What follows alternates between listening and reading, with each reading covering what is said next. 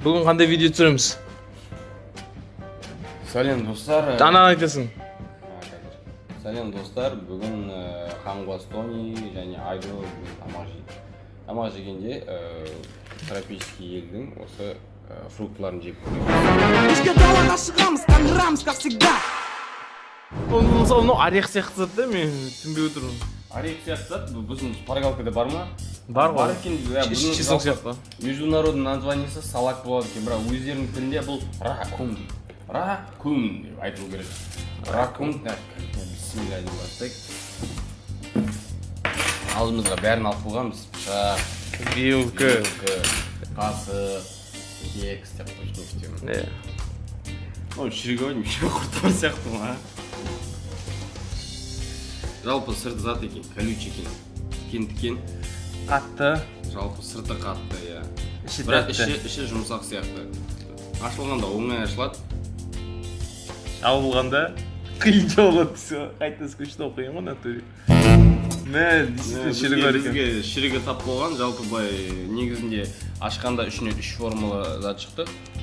Үш формула, біреуі Эйнштейндікі. H2O, екіншісін. Жалпы зат формасы затқа ұқсайды екен.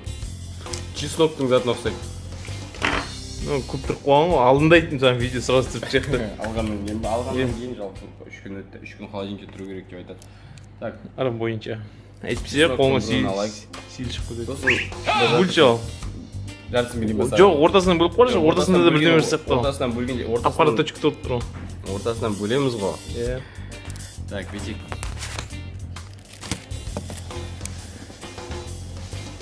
Не ищет?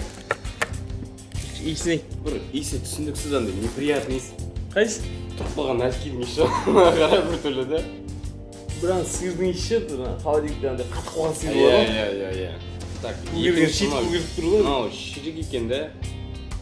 Шірігін жемей ақ қойып. Мынау бүтін жейміз ба? Мына жеп қойшы ал. Кесік бар екен. Кесіп. Ортасынан өлеміз ба? Ортасында бірдеңе бар сияқты ғой. Ортасында жалпы тасы бар екен, иә. Так, ашайық.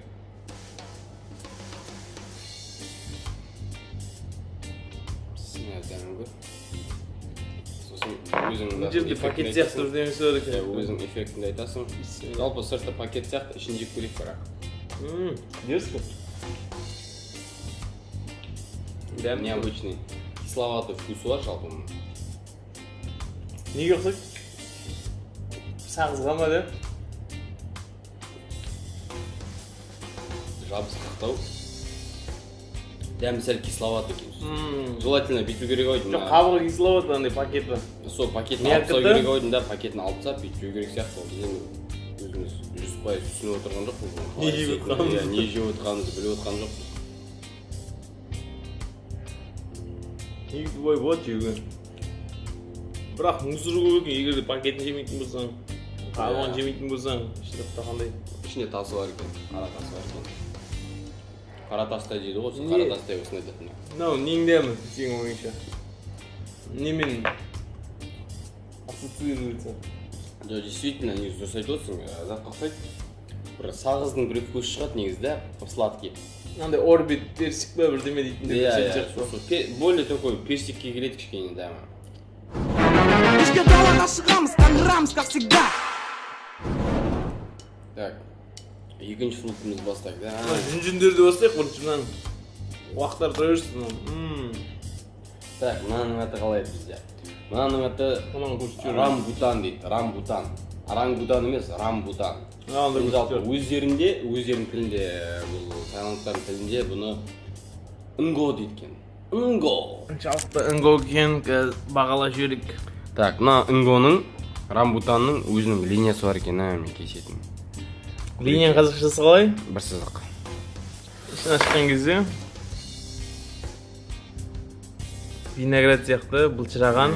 Қолтыққа жағатын бірдеме сияқты ондай. Дафтардың үстіне шаригі ма тұратын. Бізде аппетитті қашып отыр, қошыштардан дейді. Кәм дұрыс заттар айтайық, кет болады. Давай. Айтчал. Мусорлардан тазалайық.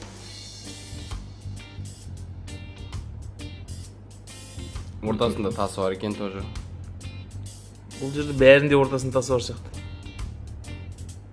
Бізде Қазақстанда сондай ғой вообще. көбінің бүйрегінде тасы бар. Мынаның іші дейтін зат екен. Еріктің ішіне ұқсайды екен тасы да.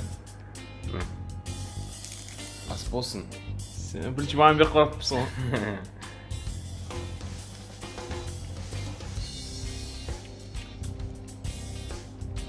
Мынаның дәмі виноградқа келеді. Виноградқа келеді. Жасыл жүзімге келеді дәмі. Бірақ қаттылау. И ортасында қытай тас жоқ. Рамбутан жеп көрмеген адам ештеңе жоғалтқан жоқсыз. Виноград жеп жүрсіз ғой, дәл сондай дәм екен.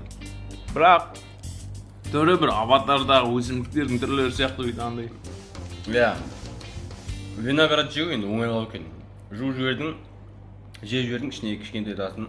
Шайнап тастадың, либо жібердің, бір жұтып қойдың, иә. Мұнан енді ашуың керек. Тасын жұтсаң. Тасы желіне ме екен? Айналасында алдын ал. Мен тасын жеп көрейін. Давай. Кәдімгі ана не демен шатастырып тұрған сияқты саған. Орехы қалай екен? Тасы андай. Үйректің орехындай емес екен. Кешке далаға шығамыз, таңырамыз, как всегда. Енді келесі мынау. Мынау дейтін ұзат қой. Атнет маракуя ме? Маракуя. Маракуя ғой. Бұл енді маракуя. Бисмилля деп аша екен сырты. Ішінен пауық шығып кетпесін. Пауық па, басқа бір дене ма? Тасы жоқ сияқты, мынаның тасы жоқ. Сырты енді былай қаттылау емес, бір мандариндерді басқандағыдай жұмсақтау болып тұр. Іші жұмсақ екен кесілгенде. Так. Бұл жердің іші мынандай екен. Мынаған көрсетші. Мына кісіге. Мынандай. Көріп түсіндер ма? Саған көзін берейін. Бұны қасықпен жеу керек сияқты мен түсінігім бойынша да қасықтардан қасықпен бекер бірге алған жоқсыз, көрейді ал. Іші кілең дән сияқты андай қауынның ішінен ортасын алып дейсің, сондай сияқты. Қауынның дәмі сияқты, бірақ зат болады. Түрі. Бұлай видіне қарасаң, зат қиярдың ішінде осындай ғой, білесің ба? Қиярдың іші сияқты. Ал, пісімен көрейік. Дәмі қалай екен? Бір кислый бірден, кислый тәтті.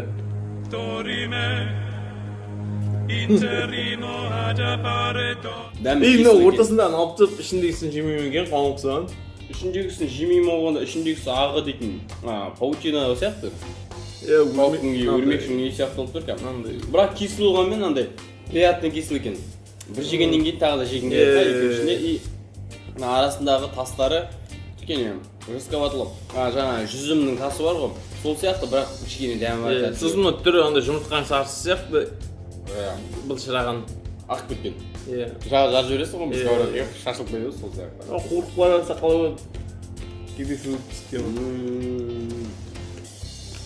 Дәм неге ұқсайды? Дәм неге ұқсайды не дейін ба? Витамин бар ғой, сен ортасын жетесің ғой, аш жерінен. Біліп тұрсың ғой ма? Айтпай тұрсың ғой соны бір, да? Мен видеоға біз қоспай тұрсың ғой. Дәл өзім. Егер де витамин, айтшы, витаминнің ортасы жақсы көрмейтін болсаңдар? Егер де витаминнің ортасын жақсы көрмейтін болсаңдар, маракуясы да ұнамайды. Кешке далаға шығамыз, таңырамыз, как всегда. Так, мынаның дәмін көрейік. Мынау бізде деген мангустин деген болады. Мангустин. Бұл мангустин деген болады, жалпы өздерінің тілінде айтатын болсақ, бұның аты деген мангкуат. Мангкут екен. Мангкут. Бұны қалай жейді екен? Түсіндігім бойынша тапырақтан алып тастаймыз. Иіс приятный екен. Үстіне жайып алшы. Сөйтетін сияқты, ішінен шай өші көреді сияқты. Қабығын мясорубкадан өткізіп, варенье жасап. Жалпы мына затымыздың, фруктымыздың іші жұмсақ, сырты қаттылау екен. Бізде мысалы Қазақстанда сырты қатты, іші тәтті деген қарбыз дейді ғой. Мұнда барлық жеміс-жидек дейді ғой десе. Дұрыс айтасың, бірақ мынаны ұстап барам, мен мына фруктын түсінбедім.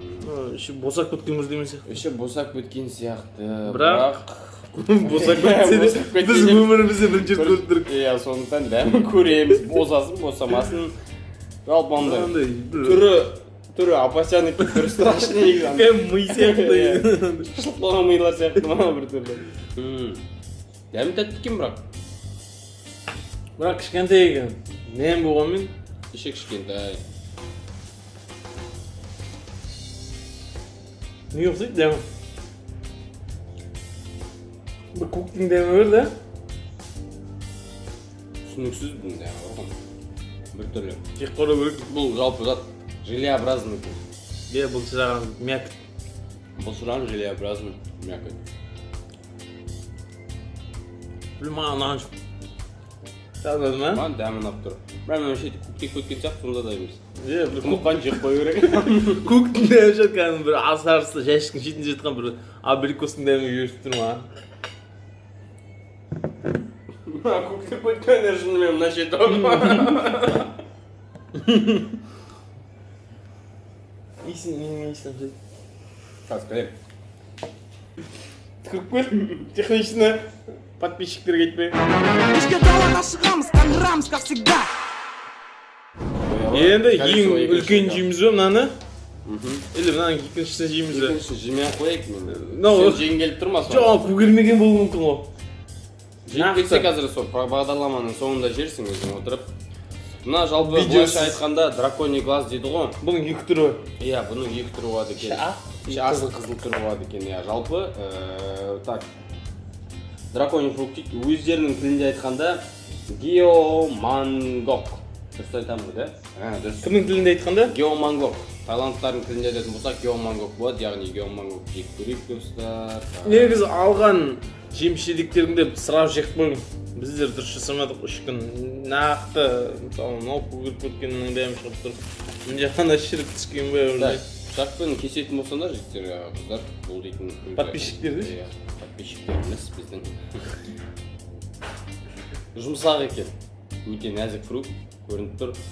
Мен өзім ойламай едім, қатты болады шығар деп едім, дракон деп айтылғаннан кейін да, түрі де апашан екен. Бос дракон екен. Ұшақ көңіл дракон екен, көңілі босап отқан. Бай кесетін сияқты оның. Ананас шай кесіп тұрсын. Та-дам! Іші киви сияқты. Киви браттың іші сияқты, только іші ақ. Бұны табыр ғой да біз негізінде бейт.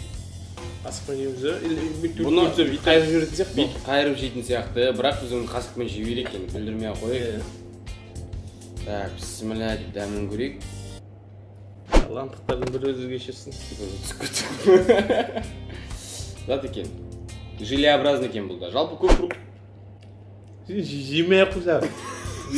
Көп фрукт байқап отырған. Желеобразный және де сырғанақ.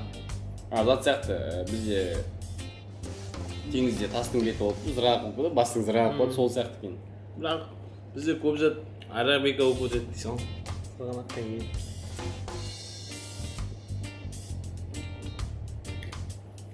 Дәмі кивиге келеді. Кивидің эффектісін береді істеген кезде дәмі жоқ сияқты. Андай бір битке жағатын крем жеп отқан сияқты.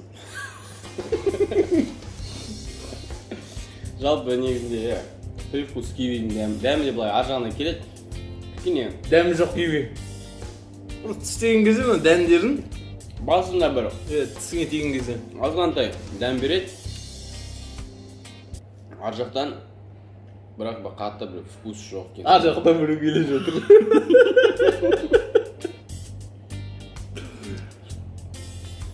Басқа фрукттерге де орын қалдырайық. Кешке далаға шығамыз, таңырамыз, как всегда. Мынаны бізге әншейін салып жүрді. Жалпы аласыңдар ма деді, жоқ дедік, онда жарайды басқаларды алып отқаннан кейін чегінбей жүр. Жалпы бұның сырты кішкене қаттылау, иә. Бірақ қатты қыссаң болса, андай. Қыссаңыз бос, иә, бұны бүйту керек кішкене бүйт. Жұмыртқаның скорлуппасы сияқты жалпы негізінде бар ғой. Өтіргейді ондай емес. Жұмыртқаның скорлуппасы сияқты міне аштық. Жаңағы ненің ішіне ұқсайды. Бұнда іші желеобразный. Желеобразный, бұнда іші желеобразнийді қазақшасын айтшы. Желенің тұқымдасы бола ма, қалай болады? Желе секілді. Желе секілді болады, бірақ зат қой. Желен қазақшасы бар. Желе. Қалай жетсі ба? Жәлі өтші. Бұл зат енді, қараңыз. Жалпы түрі виноградқа да ұқсайды. Жақындайшы, мынау жақсы. Виноградқа ұқсайды жалпы.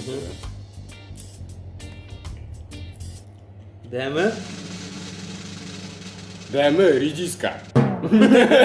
Қош келдің Таиландқа дейді. Көзі бар екен.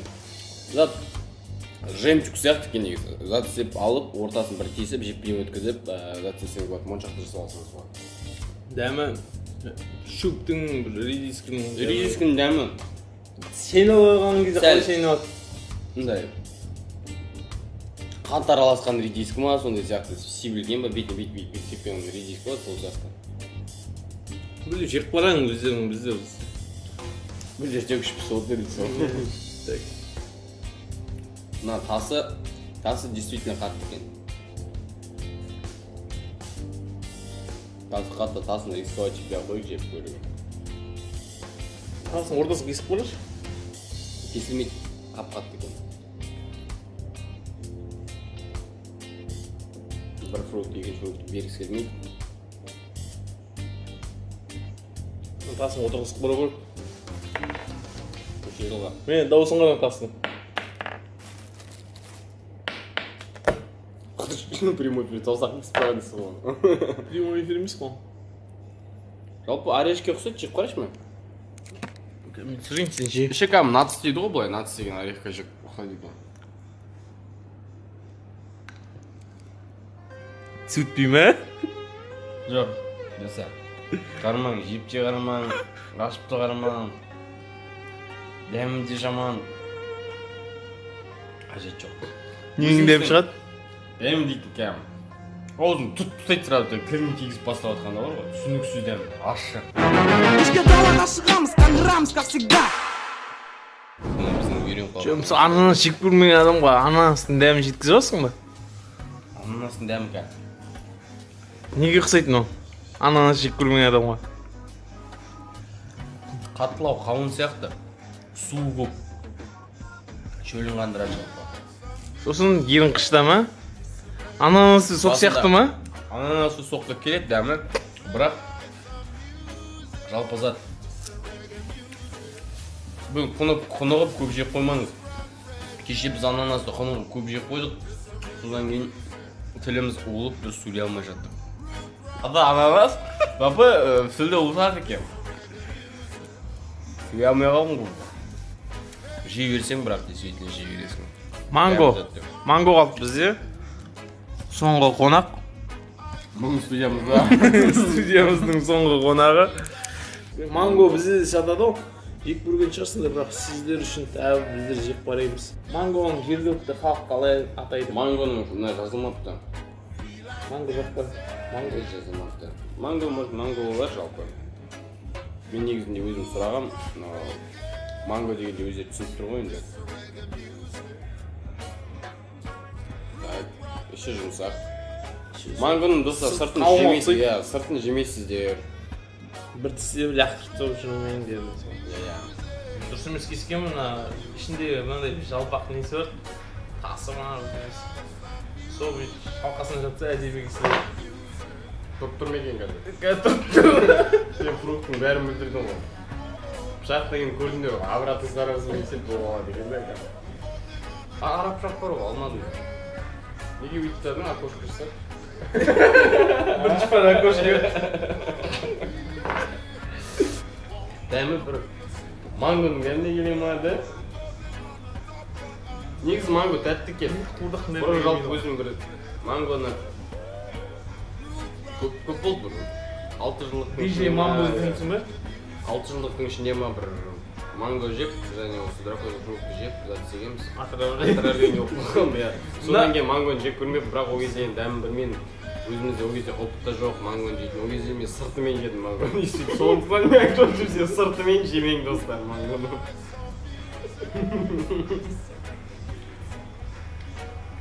Алты жылда бір рет қайталанып қолды жаза көрмедім.